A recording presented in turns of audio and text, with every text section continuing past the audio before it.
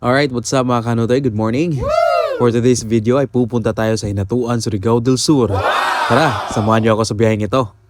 Bandang 3:30 AM kaming umalis galing dito sa amin. At since 4 na oras ang biyahe natin upang mapuntahan itong lugar na to, umidlip muna ako sa biyahe upang magkaroon tayo ng lakas mamaya sa pupuntahan nating lugar. Alright, after 3 hours sa biyahe ay andito na kami sa Barubo Market upang bumili ng mga iba't ibang pagkain tulad ng isdang pangkinilaw dahil mura lang ang isda dito. Pagkatapos namin dito sa Barubo Market ay dumiretso na agad kami patungong Bacolin kung saan andito ang sikat na Amazing Sand, and later this video we will know bakit Amazing Sand ang tawag na tourist spot na ito.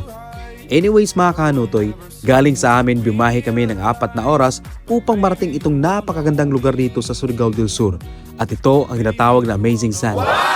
The road going to the area is still under construction na nasa 95% na ang natapos. The view here is spectacular. The water is splendid and clean and marami kang mga isda na makikita dito, and also lots of seagrass and mangroves around the area. At meron kang mapapansin na mga empty plastic bottles na palutang-lutang. Ito ay isang cultured seaweeds. Upang mapuntahan ang Amazing Sand, you have to ride a boat going to the sandbar at ang rent nito back and forth is 500 pesos per boat. It's quite safe though the sitting space is quite tight dahil medyo maliit ang bangka pero nasa 10 to 15 minutes lang naman ang biyahe galing sa mainland. Bring a life jacket if you must. Check for the tide before going to the area. It's better if there's a good chance of low tide so you can stroll the islands, and high tide so you can enjoy the waves. The slope of the seafloor is safe even for regular swimmers. Non-swimmers though must bring their own life jacket. I don't know if there's a rent for a life jacket dahil pagpunta namin dito I don't see anyone wearing life jacket. You can also stay here overnight dahil ang cottage na nirerenta mo ay merong kwarto sa itaas. Wow! And just bring food dahil walang corkage dito. Pwede ka rin naman mapapaluto dito ng mga fresh na mga isda at napakamura lang ng mga isda dito. Promise. And mind you, no electrical outlets in the cottage dahil they are just relying on the solar panels at walang phone signals dito. Paniguradong mai-enjoy mo ang lugar na ito, pero good news, meron silang piso wifi dito. Huwag mag-alala, makaka-update ka ng profile picture mo. At dahil nasa gitna tayo ng dagat, saan tayo magsi-CR? Don't worry, dahil meron silang CR dito at napaka-innovative dahil nilagyan nila ang ilalim ng CR ng mga drums or barrel upang hindi sa dagat mismo pupunta ang dumi ng tao. How about sa tubig na gagamitin? Don't worry, meron naman silang timba dito. All you need to do is to grab the timba at sa dagat mismo ka kukuha ng tubig upang ma-flush out mo ang dumi mo. And also mga kanotoy, meron ding mga sari-sari store dito.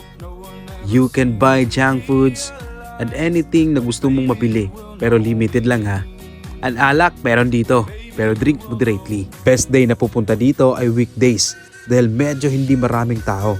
And also, mai-enjoy mo rin dito ang water activities nila katulad ng mga ito. Siyempre, itong sikat na crystal kayak, meron din dito. You can also book your island hopping here. Pwede mong puntahan ang iba't ibang magagandang tourist spot ng Hinatuan katulad ng Harip Beach. And you must also visit the Enchanted River.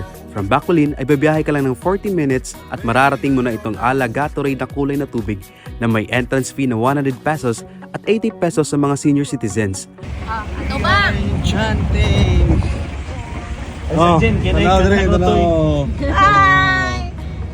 Hi, we're here in Enchanted River. Hanggang 5 PM lang ang Enchanted River. Mas magandang pupunta dito ng maaga para masusulit mo ang napakalamig at clear ng tubig dito sa Enchanted River. And also, you will encounter feeding of fish dito tuwing alas 12 ng hapon. Alam mo, napakaraming spots pa na pwede mo pang mapupuntahan dito sa Hinatuan, Surigao del Sur. At ayun lamang po ang ating ganap for today's video. Maraming salamat po sa panonood. This is Anoto Shot. Kita-kits ta sa next vlog. Ang Amazing Sand may tawag diretso. Tawag pa rin kami ising kayong sahay, kani manggong dagat.